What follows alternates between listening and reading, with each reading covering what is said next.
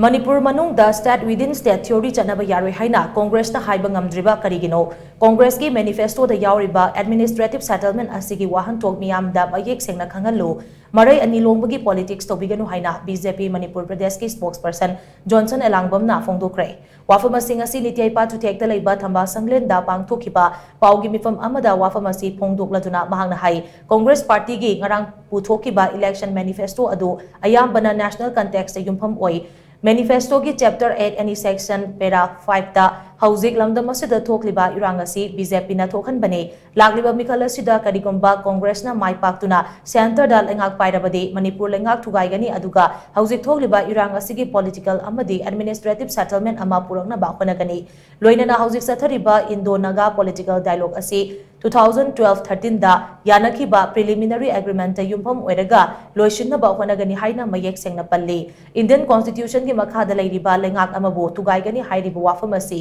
yamna unconstitutional oiba amani maram aduna Congress party hairiba party asi miyam gi thazaba hanjin manghalaba areng putharaba mare ani longba thazaningai oidraba party amani asigumba party asina makoi gi manifesto da Manipur gi manungda administrative settlement ama purakna ba khonagani hairiba si kari karamba aronba agenda leibano haibasi miyam na khangjinba phagani hainasu mahangna phongdokhi Johnson Elangbam na makhatana hai Congress party ki manifesto da yauriba administrative settlement asigi definition karino administrative settlement ama haibasi jurisdiction yaudana semba yagadaba nate matang asida hangba yaba wahangdi Manipur manungda hauzik purup amana separate administration taliba sida Congress party na saugatli haining libra natragana kari karamba aronba agenda leibano haibasini Praja miyam da apangba siraga panghai haijinbagi politics na lamsang chenba ngamloi haibasi Congress party na khangjinba chungani Congress party ki manifesto da NRC ki matang da wafam ama fawba panba thengnade Manipur gi miyam na pamliba NRC asi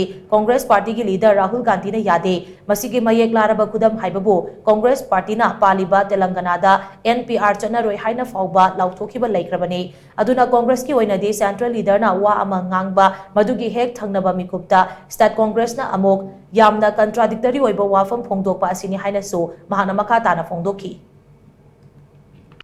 Manipur manungda ngasi fawbuda huji fawbuda election run up sidai huji fawda me ahumdagina huji fawbuda Congress na simadi mapung phana phajana Manipur miyam gi tawgre haiba wafam amma ani dani thambiyo aduga vote khombiyo vote khomba matamda BJP gi aduni negative propaganda natraga mingonda adugi negative aggression do tawrakanda vote khomaga leire laibak thibane na khalle Congress ki su Tauge na khanba thabak ama ani dadi Manipur ki context ta natra taugre khanba khara BJP ki so khogi husi manifesto form 3 gi su ai khoina taugiba miyam na yes no khudak ta khangba ngamba akhoi point taret jawba akhoi gi slogan jawba akhoi poster release taw garabni miyam na duda hekta maduda dum khanaba hobiro mayam na khanabiro yengbiro